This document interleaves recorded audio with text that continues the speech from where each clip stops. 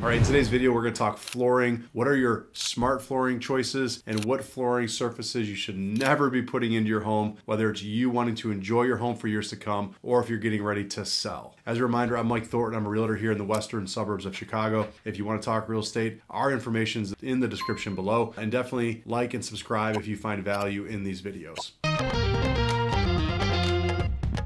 So jumping right in, the first thing you need to do is to understand what your competition is doing in your marketplace. You're going to have a very different, list of choices that you should be considering if you have an entry-level home at an entry-level price point versus a luxury property that's 3 or 4x the average trading price. You will see different surfaces in the competition, those different price ranges, and you should be thinking through that lens of what your competition is doing when you're going to choose a surface. Now, again, you might be wanting to stay for years and years to come, but if you get ready to sell and you're in that luxury property with cheap flooring, that's going to be a big problem. So generally speaking, the tried and true flooring surface, the best that you can get is just a good old natural hardwood floor. That is the most attractive flooring surface. It's what buyers that we're working with are always wowed by. And more so than that is when they see continuous flooring throughout a main level, for example. Now, traditionally speaking, you would see, maybe in a kitchen, people would be doing tile because it's a little bit better with water spills and things like that. And that is very practical, but there's just something to seeing a continuous flooring surface throughout, which makes the floor seem larger, the room seem larger. It's just a really nice aesthetic look. And if you obviously are just caring for your floors, making sure you're wiping up any sort of spills, you would really be okay with hardwood floors in your kitchen.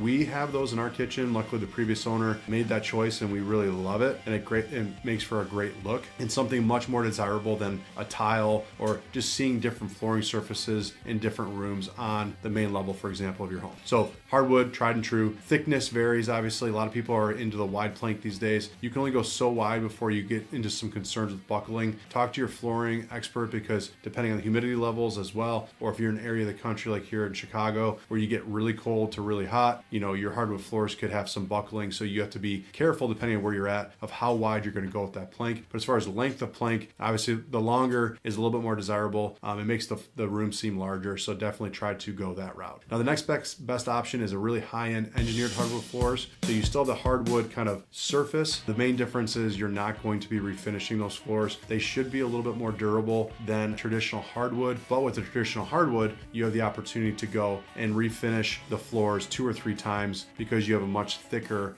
bit of wood to play with, and so you can definitely sand those down. Engineered hardwood floors, you're not sanding down. Now, depending on the room, a really great option as well is like a luxury vinyl plank flooring. This is great for basements, especially basements where you might get a little bit of seepage or things like that, where you really need it to be waterproof, or even in bathrooms where you're worried about, water splashing all over the place. You could get away with vinyl plank, but vinyl is very, very durable. It's also a great option if you have pets where you're getting floor scratch, things like that. Vinyl will hold up to scratches and water and all of that high traffic volume. You will be okay with vinyl floors. That's actually the biggest trend we've seen lately. Are people going with a luxury vinyl that has a little bit of, basically they're not like that traditional laminate floor. They have some texture to them and they kind of seem like they're a wood, even though they're not. And now when you're walking on them, you can definitely tell that it's vinyl, but if you're looking from a distance or definitely in photos, you can't really tell the difference sometimes. The flooring surfaces to stay away from, I would say carpet is just less and less desirable. Now the main usage for carpet these days are bedrooms. Some people still like that feel of getting onto a softer surface right when they get out of bed, something like that. But carpet obviously isn't very durable, doesn't hide spills very well. Even where you have furniture, you kind of get it matted down. It just doesn't look so great. And so it's definitely not a surface that we would recommend to somebody unless they really like that feel of, again, in a bedroom, for instance, getting out and having something a little bit softer to step onto.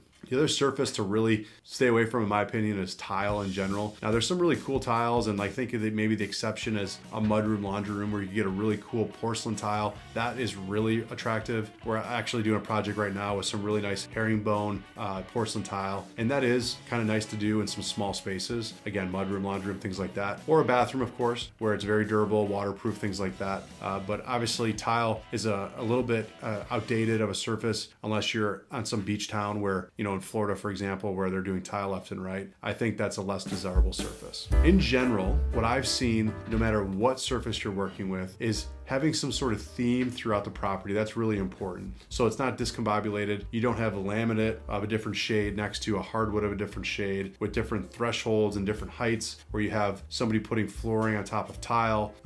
And so that just becomes a really messy situation. So I think generally speaking, if you can be somewhat continuous with your flooring, no matter what you pick, that will be very, very helpful. And again, if you can go hardwood, that's a really great choice. I think it almost always pays back. And then shade-wise, some people have done Brazilian hardwood floors or cherry, things like that. That has also fallen out of favor somewhat, where you have the natural oak color is a really popular one. You're getting a little bit more of the richer colors coming back into style, where we saw the natural oak really ruling the day for a while. But anything that's reads super red is still not something that's desirable.